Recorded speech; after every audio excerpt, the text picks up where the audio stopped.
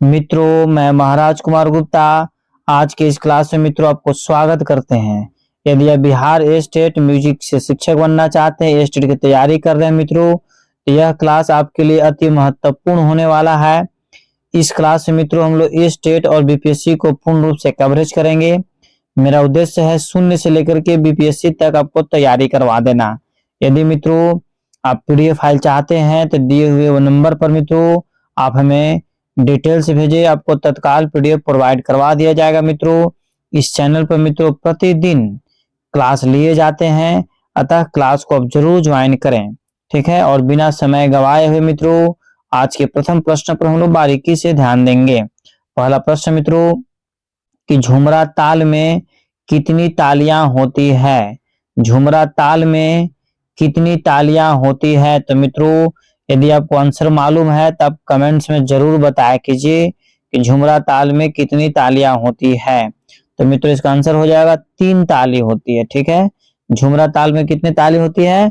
3 ताली होते हैं, ठीक है मित्रों। व्याख्या पर ध्यान दीजिए। झुमरा ताल 14 मात्रा की ताल होती है। इसमें 3 तालियां तथा एक खाली होती है। झुमरा ताल में 4 विभाग होते हैं। झुमरा ताल को बड़े ख्याल के साथ बजाया जाता है। अगला प्रश्न मित्रों कि सुल ताल और 4 ताल किस गायकी में प्रयोग होता है। सुल ताल और 4 ताल किस गायकी में प्रयोग होता है। तो मित्रों इसका आंसर आपको हो जाएगा ध्रुपद गायकी में प्रयोग होता है। किस गायकी में? ध्रुपद गायकी में मित्रों प्रयोग इसका होता है। व्याख्या पर हम लोग ध्यान देंगे। व्याख्या है सुल ताल और 4 ताल ध्रुपद गायकी में प्रयोग होता है। ध्रुपद एक गंभीर प्राकृतिक की गायन शैली है। ध्रुपद गीत में तानों का प्रयोग नहीं होता है। ध्रुपद गायन शैली में वीर, शांति एवं श्रृंगार रस की प्रधानता रहती है। सुल ताल और 4 ताल ख्याल, ठुमरी एवं भजन के साथ नहीं बजाई जाती है। अगला प्रश्न मित्रों सुल ताल में मात्राएं होती है। कहने का मतलब है कि सुल ताल में कितनी मात्राएं होती है। तो मित्रों सुल ताल में आपको कुल 10 मात्रा होती है। कुल कितनी मात्रा होती है? 10 मात्रा होती है। इसकी व्याख्या पर ध्यान दीजिए। सुल ताल में मित्रों 10 मात्राएं होती है। यह पखावज की ताल है। सुल ताल को ध्रुपद गीत के साथ बजाया जाता है। ध्रुपद एक गंभीर प्राकृतिक गायन की शैली है। सुल ताल वीर रस प्रधान ताल है।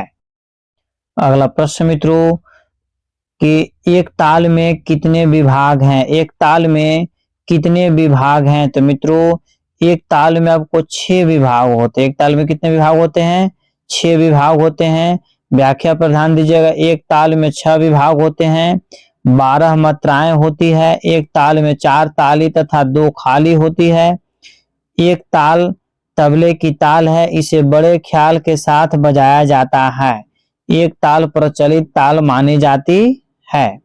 अगला प्रश्न मित्रों पंचम सवारी कितने मात्रा की ताल है। पंचम सवारी कितने मात्रा की ताल है। तो मित्रों इसका आंसर आपको हो जाएगा 15 मात्रा की ताल है। कितनी मात्रा की?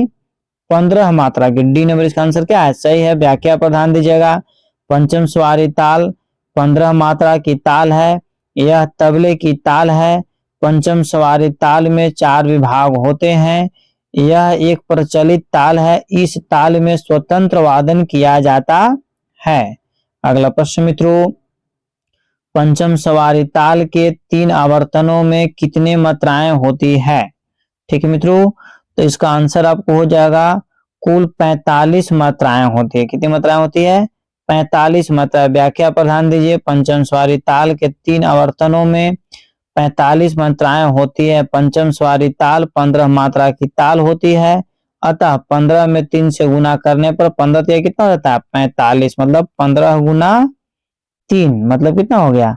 45 है। अगला प्रश्न मित्रों कि गंझप्पा ताल कितनी मात्रा की होती है। गंझप्पा ताल कितनी मात्रा की होती है। तो मित्रों गंझप्पा ताल जो आपको 15 मात्रा की होती है। कितनी मात्रा होती है? 15 मात्रा की होती है। व्याख्या पर ध्यान दीजिए। गंझप्पा ताल 15 मात्रा की ताल है। यह पखावज की ताल है। इस ताल को खुला और जोरदार बजाया जाता है। ध्रुपद गीत के साथ गंझप्पा ताल बजाया जाता है। अगला प्रश्न मित्रों, इस प्रश्न का आंसर बताने से पहले आपको एक सूचना देना चाहते हैं कि यदि अपने जीवन में सफल होना चाहते हैं तो प्रतिदिन एक गोल फिक्स कीजिए और उस गोल को पूरा करने में पूरा दिन लगा दीजिए। आगे आने वाला समय ऑटोमेटिक आपका सही हो जाएगा। ठीक है, इसलिए यदि आप मित्रों इस चैनल पर पहली बार विजिट कर रहे हैं तो चैनल को अभी तुरंत सब्सक्राइब कर लीजिए। ठीक है मित्रों, अगला प्रश्न है कि महा उपाध्याय उपाधि किसे मिली थी? तो मित्रों इसका आंसर हो जाएगा पंडित विष्णु दिगंबर पलुस्कर साहब को। पंडित विष्णु दिगंबर पलुस्कर साहब को। व्याख्या पर ध्यान दीजिएगा। महोपाध्याय की उपाधि विष्णु दिगंबर पलुस्कर जी को मिली थी। पलुस्कर जी एक गायक तथा शास्त्रकार दोनों थे। आपने दक्षिण स्वर लिपि की रचना भी की थी। अगला प्रश्न मित्रों, गंधर्व संगीत महाविद्यालय की स्थापना कहाँ हुई थी? पिछली बार स्टेट जो 2023 में जो स्टेट का एग्जाम हुआ था उससे मित्रों यह प्रश्न पूछा भी था कि गंधर्व संगीत महाविद्यालय की स्थापना कब हुई थी, कब पूछा था। यहाँ पर हम प्रश्न कब और कहाँ दोनों आपको प्रस्तुत कर रहे हैं ताकि दोनों में से कोई भी पूछे तो आप आराम से बना सकते हैं। तो प्रश्न मित्रों कि गंधर्व संगीत महाविद्यालय की स्थापना कहाँ हुई थी? तो मित्रों इसका आंसर हो जाएगा आपको लाहौर में। कहाँ हुआ था? लाहौर में। इसके व्याख्या पर ध्यान दीजिए। गंधर्व संगीत महाविद्यालय की स्थापना 5 मई 1901 ईस्वी को लाहौर में पंडित विष्णु दिगंबर पलुस्कर जी द्वारा किया गया था।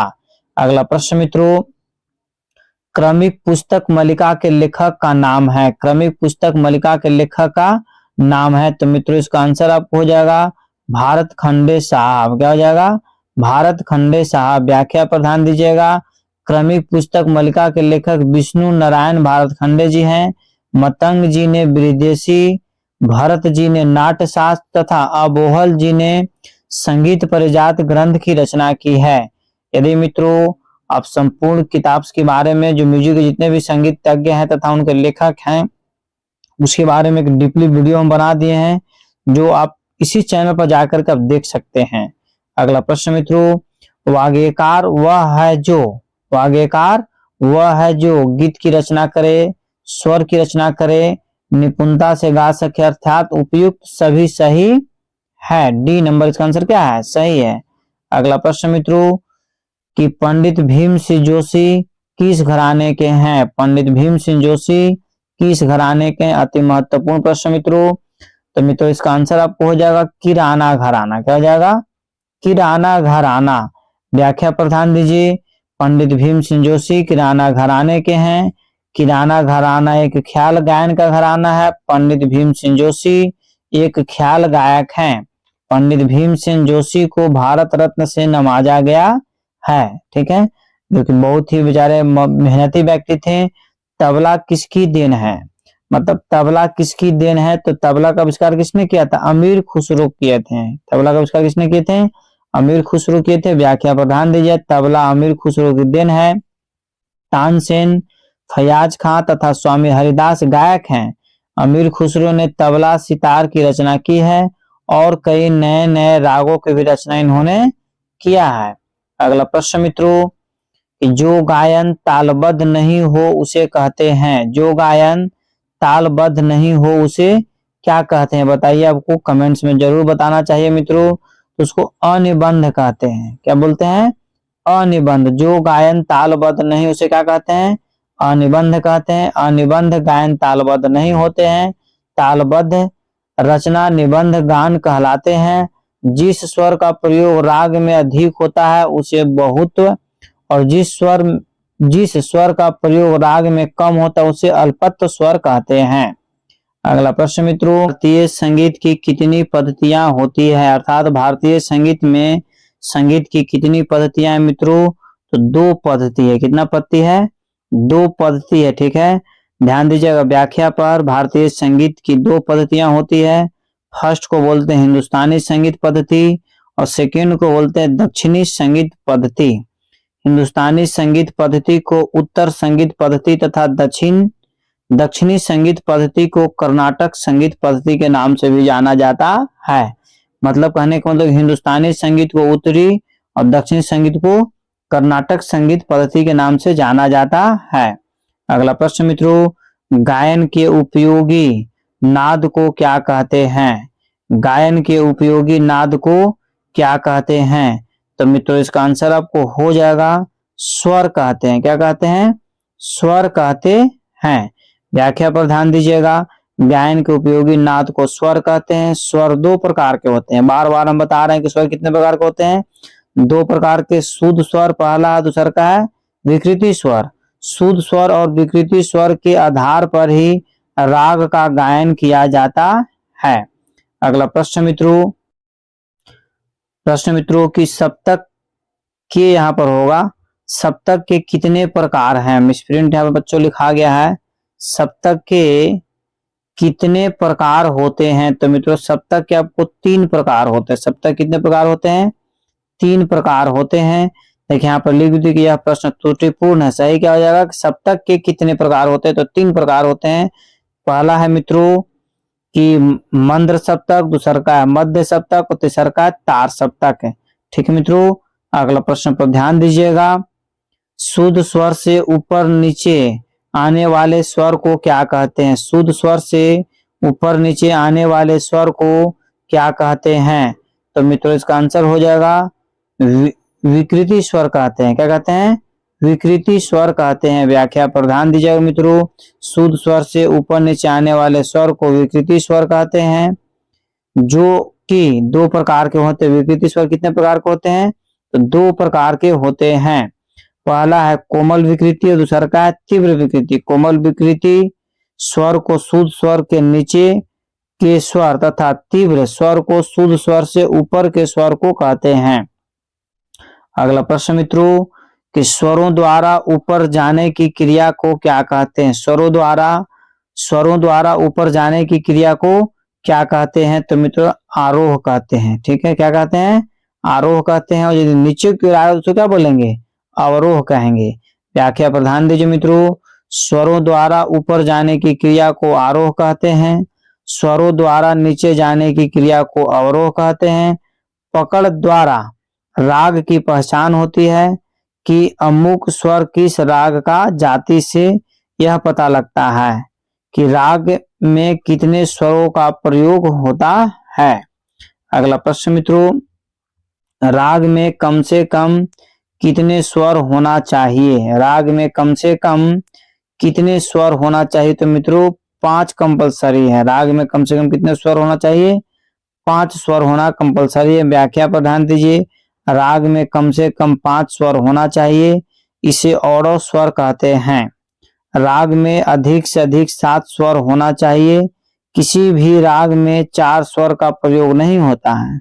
5 स्वर को औडव तथा 6 स्वर को साडव तथा 7 स्वर को संपूर्ण स्वर कहते हैं। जाति 3 प्रकार की है, औडव, साडव और संपूर्ण। ठीक है, तो स्वर यहाँ पर कह रहा मित्रों 5 स्वर को औडव, 6 स्वर को साडव और 7 स्वर को संपूर्ण स्वर कहते हैं। अगला प्रश्न मित्रों, थाट कितने होते हैं? तो थाट कितने मित्रों? 10 हैं।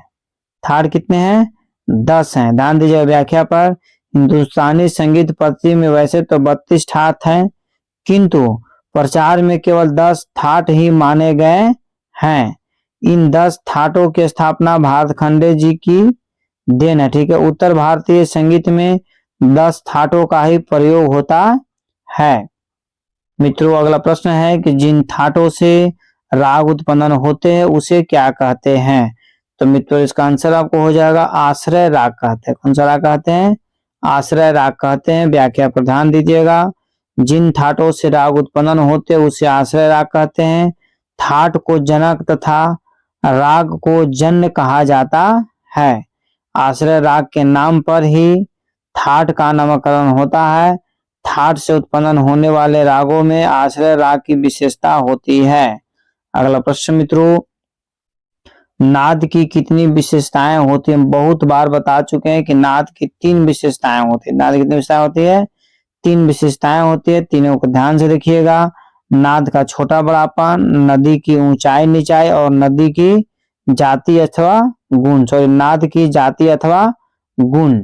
अगला प्रश्न मित्रों के ध्रुपद के कितने भाग होते हैं? ध्रुपद के कितने भाग होते हैं? तो मित्रों इसका आंसर हो जाएगा 4 भाग होते हैं। ध्रुपद के कितने भाग होते हैं?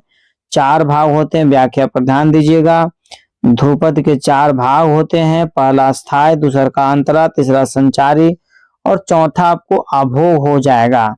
ठीक है मित्रों, अगले प्रश्न आपके लिए है जो बेहद महत्वपूर्ण है कि ध्रुपद गीत में प्रायः गाया जाता है। ध्रुपद गीत में प्रायः गाया जाता है। तो मित्रों इसका आंसर आपको हो जाएगा भक्ति गीत गाया जाता है। ध्रुपद गीत में कैसी गीत गाई जाती है? तो भक्ति गीत गाई जाती है। ठीक है, कौन गीत? तो भक्ति गीत। ठीक है, व्याख्या पर ध्यान दीजिए। ध्रुपद गीत में प्राय भक्ति गीत गाया जाता है। ध्रुपद गीत की रचना ग्वालियर के राजा मान सिंह ने किया है। यह एक गंभीर प्रकृति की गायन शैली है। ध्रुपद गीत के शब्द ब्रज भाषा के होते हैं। ध्रुपद गीत में तानों का प्रयोग नहीं होता है। ध्रुपद गीत 4 ताल, सुल ताल आदि में गाया जाता है तथा पखावज वाद्य की संगत होती है। इस प्रकार मित्रों हम लोग अगले प्रश्न पर ध्यान देंगे। धमार गीत कौन से ताल में गाया जाता है? धमार गीत कौन से ताल में गाया जाता है? तो मित्रों आंसर हो जाएगा धमार गीत धमारे ताल में गाया जाता है। व्याख्या पर ध्यान दीजिएगा। धमार गीत में धमार ताल बजाया जाता है। धमार गायन एक गंभीर और जोरदार गायन शैली है। कुछ लोग इसे होरी भी कहते हैं। धमार गीत में अधिकतर ब्रज की होली का वर्णन मिलता है। धमार गीत में विभिन्न लयकारियां दिखाई जाती है तथा गमक का भी प्रयोग किया जाता है। धमार एक ताल का नाम है और इस गायकी में धमार ताल का ही प्रयोग किया जाता है। अगला प्रश्न मित्रों, छोटे छोटे तानों की लड़ी को क्या कहते हैं? बेहद महत्वपूर्ण प्रश्न मित्रों कि छोटे छोटे तानों की लड़ी को क्या कहते हैं? तो मित्रों इसका आंसर आपको हो जाएगा टप्पा कहते हैं। क्या कहते हैं? टप्पा कहते हैं। व्याख्या पर ध्यान दीजिएगा। टप्पा गायन शैली में छोटे छोटे तानों की लड़ी पिरोई जाती है। टप्पा गीत मोहम्मद शाह के समय में गुलाम नबी सौरी ने जन्म दिया। टप्पा गीत को काफी, पीलू, खमाज और देश में गाई जाती है। टप्पा गीत में टप्पा ताल ही बजाई जाती है। अगला प्रश्न मित्रों कि 7 स्वर वाले राग को क्या कहते हैं? 7 स्वर वाले राग को क्या कहते हैं? तो मित्रों इसका आंसर आपको हो जाएगा संपूर्ण कहते हैं। क्या कहते हैं? संपूर्ण कहते हैं। व्याख्या पर ध्यान दीजिए। 7 स्वर वाले राग को संपूर्ण कहते हैं। जिस राग के आरोह तथा अवरोह गानों में 7-7 स्वर का प्रयोग किया जाता है उसे संपूर्ण जाति का राग कहते हैं। 5 स्वर वाले राग को ऑडो तथा 6 स्वर वाले राग को साडो स्वर वाले राग कहे जाते हैं। अगला प्रश्न मित्रों कि ख्याल कितने प्रकार के होते हैं? मतलब ख्याल के कितने प्रकार हैं? तो मित्रों ख्याल के आपको 2 प्रकार है। ख्याल के कितने प्रकार हैं? 2 प्रकार हैं। ठीक है, आपको ध्यान देना है दोनों को। व्याख्या पर हम लोग मित्रों बारीकी से केयर करेंगे। ख्याल 2 प्रकार के होते हैं। पहला है विलंबित ख्याल, दूसरा का द्रुत ख्याल।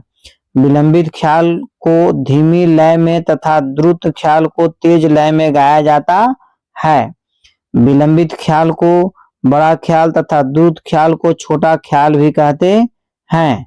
अगला प्रश्न मित्रों, जो ख्याल धीमी लय में गाई जाती है उसे क्या कहते हैं? जो ख्याल धीमी लय में गाया जाता है उसे क्या कहते हैं? तो मित्रों इसका आंसर आपको हो जाएगा विलंबित लय कहते हैं। कौन सा लय कहते हैं? विलंबित लय। व्याख्या पर ध्यान दीजिएगा मित्रों कि जो ख्याल धीमी लय में गाया जाता है उसे विलंबित ख्याल कहते हैं।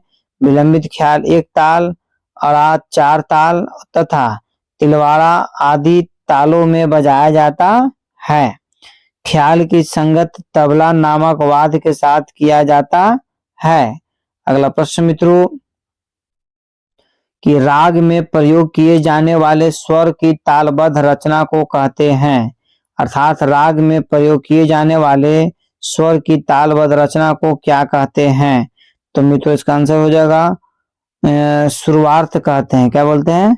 शुरुआर्थ बोलते हैं। अगला प्रश्न है जो व्याख्या के रूप में मित्रों, राग में प्रयोग किए जाने वाले स्वर की तालबद्ध रचना को शुरुआत कहते हैं। चल स्वर, अचल स्वर तथा वादी स्वर को भी तालबद्ध रचना नहीं है। अगला प्रश्न मित्रों कि जब कोई स्वर शुद्ध अवस्था से नीचे होता है उसे क्या कहते हैं? जब कोई स्वर शुद्ध अवस्था से नीचे होता है उसे क्या कहते हैं? तो मित्रों इसका आंसर आपको हो जाएगा कोमल स्वर कहते हैं। क्या बोलते हैं? कोमल स्वर। ठीक है। अगला प्रश्न मित्रों जो बेहद महत्वपूर्ण है कि वह छोटे से छोटे स्वर समुदाय जिससे किसी एक राग का बोध होता है उसे कहते हैं। ठीक है। वह छोटे से छोटे स्वर समुदाय जिससे एक राग का बोध होता है उसे क्या कहते हैं? तो मित्रों इसका आंसर हो जाएगा पकड़ कहते हैं। उसे क्या बोलते हैं? पकड़ कहते हैं। व्याख्या पर ध्यान देंगे। वह छोटे से छोटे स्वर समुदाय जिससे किसी एक राग का बोध होता है उसे पकड़ कहते हैं। पकड़ शब्द का अर्थ है पकड़ना या पहचानना। पकड़ के द्वारा राग आसानी से पहचानी जाती है। अगला प्रश्न मित्रों कि यमन राग का मध्यम क्या है? यमन राग का मध्यम क्या है? तो मित्रों आंसर हो जाएगा तीव्र मध्यम है। ठीक है। कौन सा मध्यम है? तीव्र मध्यम है। व्याख्या, यमन राग का मध्यम स्वर तीव्र म है। यमन राग कल्याण थाट का राग है।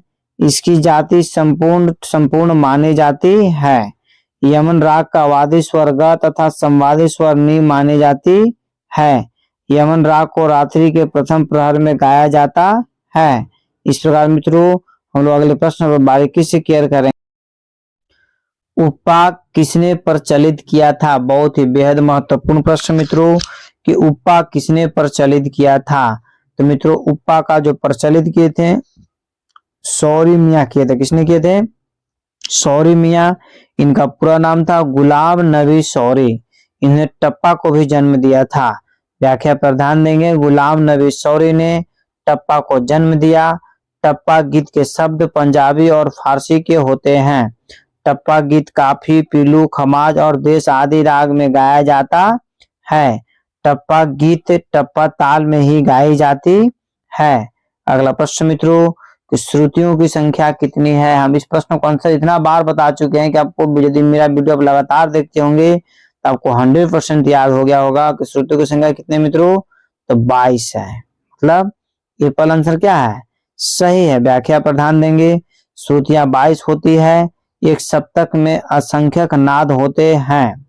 उन असंख्यक नादों में से कुछ दूरी पर छोड़े गए वे 22 नाद जिन्हें अभ्यस्त कंठ व कान आसानी से गा सके विद्वान उसे श्रुति कहते हैं।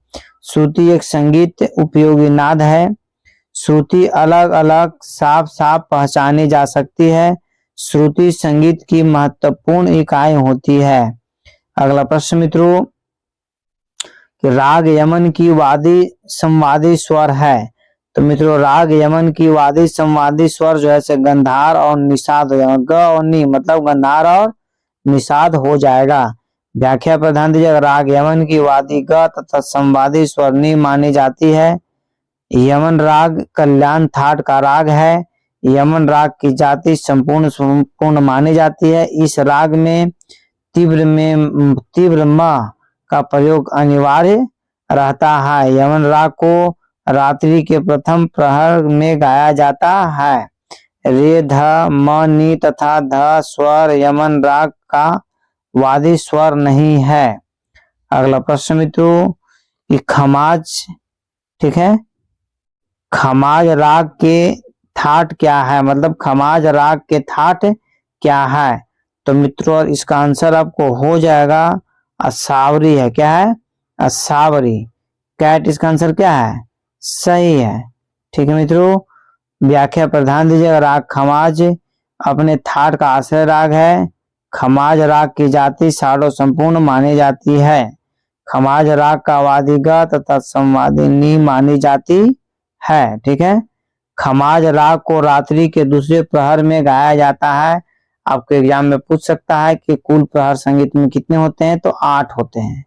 अगला प्रश्न मित्रों कि बिलावल राग की जाति क्या है, मतलब बिलावल राग की जाति क्या है, तो मित्रों संपूर्ण संपूर्ण है। बिलावल राग की जाति क्या है, संपूर्ण है। व्याख्या पर ध्यान दें, बिलावल राग की जाति संपूर्ण संपूर्ण मानी जाती है। बिलावल राग बिलावल थाट का जन्य राग है। इसमें ध वादी ग संवादी और माना जाता है।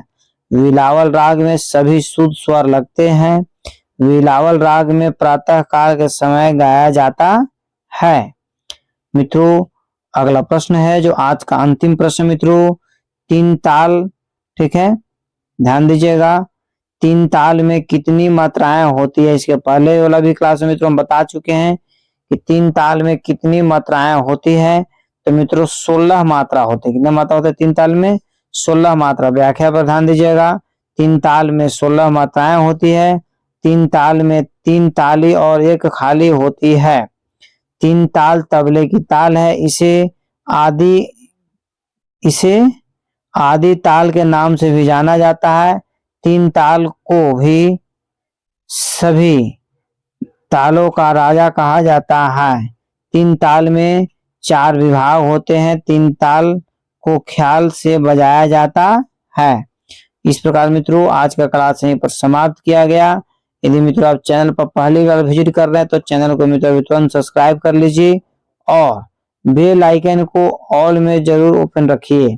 इससे फायदा आपको यह है कि जब भी हम क्लास स्टार्ट करेंगे तो आपके पास नोटिफिकेशन सबसे पहले चला जाएगा और लाइव क्लास का भी नोटिफिकेशन सबसे पहले चल जाएगा। अतः मित्रों चैनल को अभी तुरंत सब्सक्राइब कर लीजिए। तब तक के लिए स्वस्थ रहिए, मस्त रहिए। एक बार प्रेम से बोलिए भारत माता की जय।